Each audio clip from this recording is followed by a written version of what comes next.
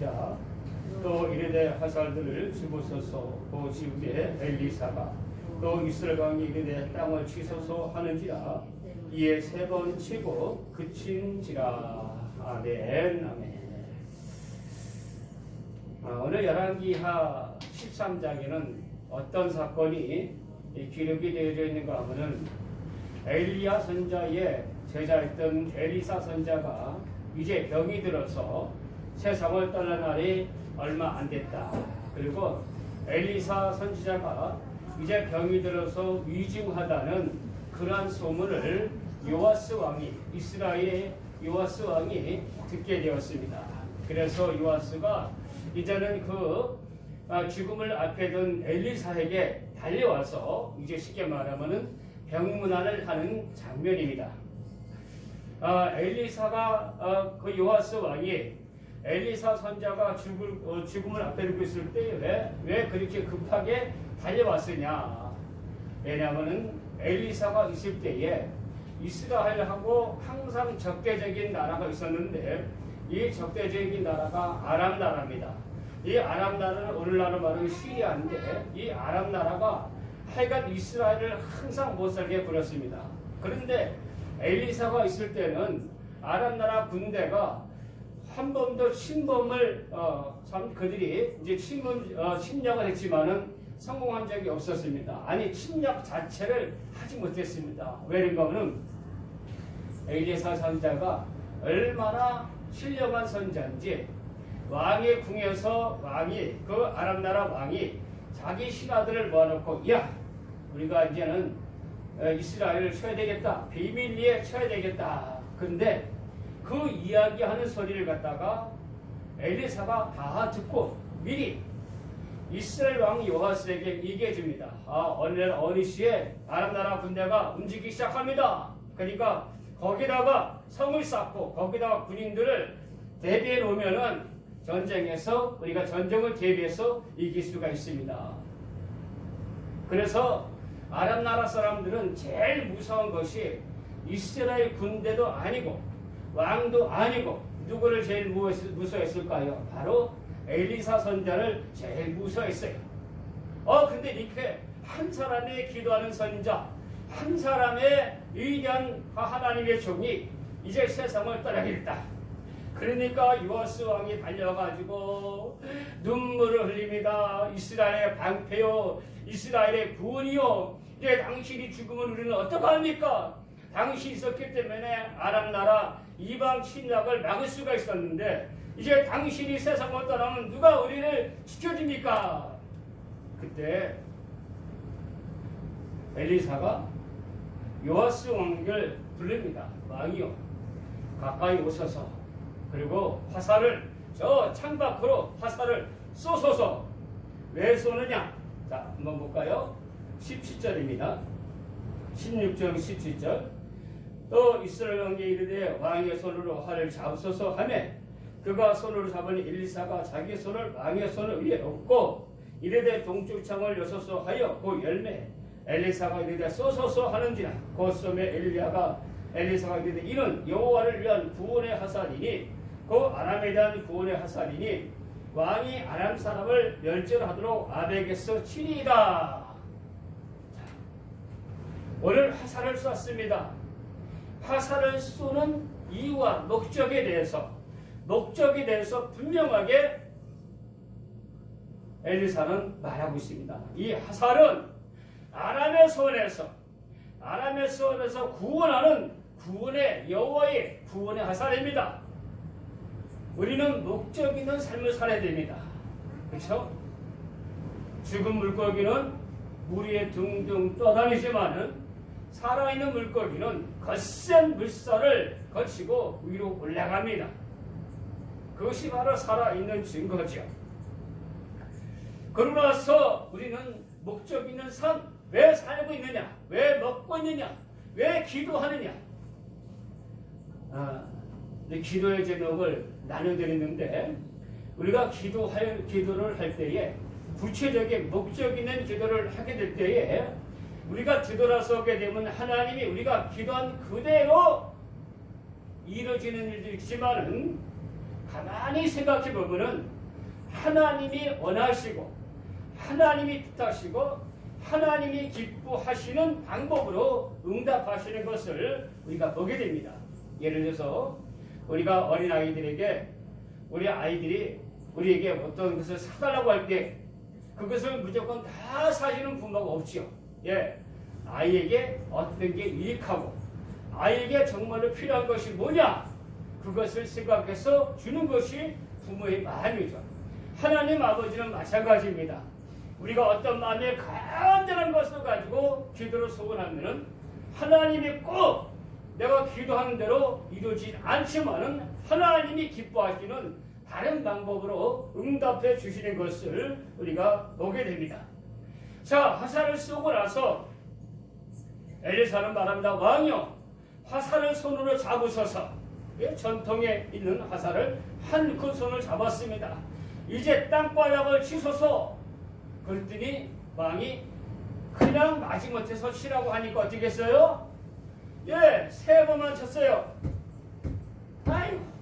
아이, 뭐, 이 노인네가 왜 나 사람을 귀찮게 부는 거야? 활을 쏘라고 하지 않나? 이제 전통 있는 화살을 갖다가 땅을 치라고 하지 않느냐? 억지로, 예, 형식적으로 쳤어요. 그랬더니 엘리사가 화를 냈어요. 왕이요, 왜 3번만 치고 맙니까? 6번 쳤으면은 아람 나라를 완전히 이 지구상에서 멸할 수가 있었는데 이제 당신은 3번만 쳤기 때문에 하나님이 아람 나라 손에서 3번만 이스라엘을 구원해 줄 것입니다. 오늘 우리가 예배를 드리면서 스마트폰을 보면서 시간을 그저 헛되게 보내는 사람들이 있는 걸 보게 됩니다. 가스레인지에다 냄비를 올려놓고는 물이 끓 때까지 기다리지 않고 물이 끓기 전에 껐다 켰다 하는 사람들이 있는 것을 보게 됩니다. 시간 없이 하연 없이 TV 앞에서 텔레비전을 보면서 시간을 때우는 사람이 있는 것을 보게 됩니다. 누가 밥 먹으러 가자 뭐 하면 따라 나서고 놀러 가자 하면 따라 나섭니다. 이런 삶은 남의 뜻만 따르는 사람은 남는 것이 없습니다. 우리는 하나님의 뜻, 하나님의 목적을 따라서 흘러가는 시간이 아니라 그 시간을 내 것으로 사서 그 시간을 의미 있게 사용해 줄 믿으시기 바랍니다. 아일랜드의 이명원 소설가 버나드 소설은 95세까지 살았습니다. 그는 모비의 세극을 글을 유언을 남겼습니다. 모비에 뭐라고 썼냐고는 우쭐우쭐 하다가 우물쭈물 하다가 내 이럴 줄 알았지. 예? 버나드 사람이라는 사람이 아주 희극인이죠. 우물쭈물 하다가 내 이럴 줄 알았지. 95세의 삶을 목적 없이 살았다는 것입니다. 그저 살다 보니까 95살이 됐다는 것이죠. 1만 시간의 법칙이라는 책이 한동안 유행을 참 베스트셀러에 올라갔던 일입니다. 어떤 직업에 어떤 일에 1만 시간을 투자하면 누구든지 전문가가 된다고 그럽니다. 누구든지 전문가가 된다. 근데 그렇습니까? 아닙니다. 제가 예전에 일을 할 때에 저를 칭찬하는 사람들이 항상 이렇게 말해줬습니다. 아유, 권구는 눈썰매가 있어. 눈썰매. 이 눈썰매가 뭡니까? 옛날엔 눈썰매라는 말이 아니야. 아주 주의 깊게 잘 보고 빨리 배운다는 겁니다. 예. 그럼 저는 어떤 것을 보면은 어떻게 저렇게 하지? 어떻게 해야 빨리 남들보다 더 빠르게 도달할 수가 있지? 어떻게 하면 빨리 기술을 익힐 수가 있지? 그런 생각을 가지고 일을 했습니다. 직장 생활을 해도 우리는 수년 동안 똑같은 일을 반복합니다. 똑같은 일을 해도 어떤 사람들은 전문가가 되는데 어떤 사람들은 전문가가 되지 못합니다. 왜 그렇습니까? 목적 없이 그냥 하기 때문에 그렇습니다. 계획 없이 목적 없이 시간만 버립니다. 사랑하는 성도 여러분들, 아니 우리 올해는 우리 가족들만 다 나갔는데 우리 가족 여러분들 새해 2021년도는 목적을 세우십시다. 내가 뭘 할까? 직장에서도 야 그냥 하루 나가서 일하는 것이 아니라 뭔가 좀 다르게 뭔가 좀 사장님이나 어떤 사람들에게 어필할 수 있는 그것이 뭘까? 자꾸만 생각하는 거예요. 지하철에 가면서 묵상하면서 기도하면서 오늘 내가 직장 생활에서 어떻게 할까? 제가 매일마다 족구를 나가섰어요. 나 한 번은 기도하는데 마음속에 야 매일마다 족구를 나가는데 운동을 하러 나가는데 이거 뭔가 좀 변화를 줘야 되겠다. 그런 생각이 들었어요. 그래서 어느 날은 제가 족구에 나가면서 만나는 목사님한테 인사를 크게 했어요. 굿모닝 안녕하세요. 그랬더니 족구장의 분위기가 확 달라지는 거예요. 예? 아주 작은 인사 한마디에 사람들의 반응이 달라진 거예요. 권목사님이 우리를 보고 행복히 인사를 하네. 예. 아무것도 아닌 것 같은데 그 인사 하나가 족구장의 분위기를 바꿔놓는 거예요. 제가 깜짝 놀랐어요. 바로 이거구나. 우리가 매일같이 일하는 직장, 매일같이 만나는 사람들, 어떻게 하면은 그 사람들을 내 시간에서 의미 있게 살 수 있을까? 그런 생각을 가지고 살아야 될 줄로 믿습니다. 그 시간을 단 하루가 아닌 1년, 또 10년을 넘어서 평생 쌓으려면 하루하루가 놀릴 정이라고 나이선 칼처럼 얘기할 것입니다. 내가 칼을 3년 동안 갈았어요. 칼을 3년 동안 갈았는데 그래서 옛날에는 칼을 갈고 난데 그 칼이 잘 드느냐 안 드느냐는 무엇으로 살펴보면은 A4 용지를 칼을 쫙 자르면은 칼이 잘리려 나갈 때에 그 칼이 다 날이 선 겁니다. 근데 언제가 매일마다 칼을 가는데 제가 그거를 검증한 걸 잊어버렸어요.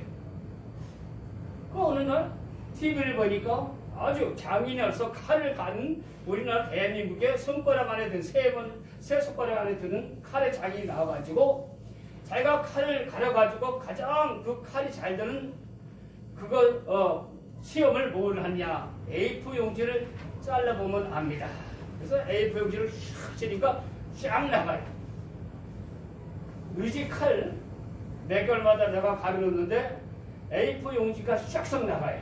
그래서 제가 우리 사모님한테 여보 내가 칼을 갈아놨을 때는 조심해야 돼. 예. 똑같이 살지만은 똑같이 보지만은 어떤 사람은 예리한 칼날을 갈아가지고 더 나은 삶을 살아갈 수가 있는 거예요.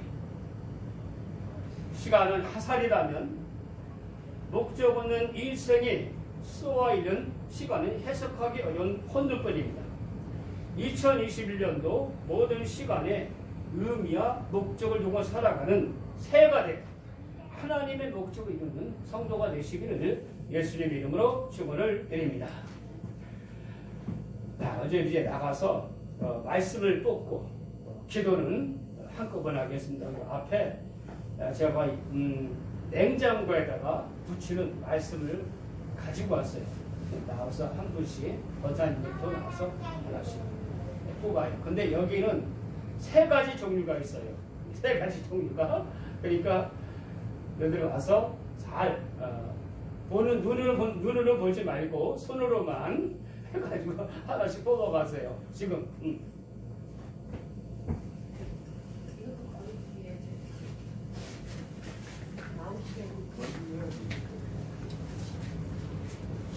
저 보면 안 돼요. 눈을 뽑았어요. 권사님. 권사님은 그냥 계셔야 되고. 예. 보지 말고.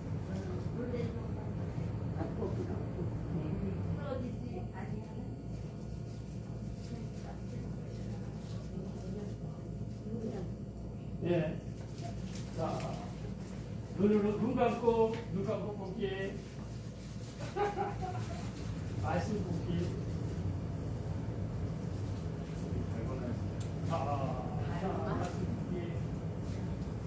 파일로 하나 사연을 뽑아요. 뽑아봐, 이거 사연. 그런 사연. 여기 안에 봐봐. 그런 사연. 아, 오!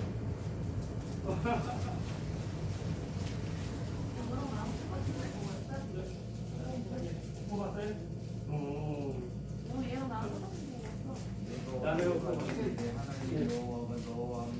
이거 동현이가 재작년에 뽑았던 말씀인데? 돌려쓰시는다고. 큰 거 뽑은 사람, 큰 거. 어떤 날이 뽑았어? 똑같아요. 어머니 뭐예요? 얘도 아무것도 없는 아버님 이거 듣고. 여호와를 기쁘하라. 그가 내 마음의 소원을 이루어 주시자. 여호와를 기뻐하라. 그가 마음의 소원을 이루어 주시자. 오, 여기도 큰 거. 아, 그럼 어디 말씀이 뭐야? 현아. 너. 당신 그 나 이게 두 개인데. 이거 얘랑 나랑 똑같은 거. 이거 아버지 나는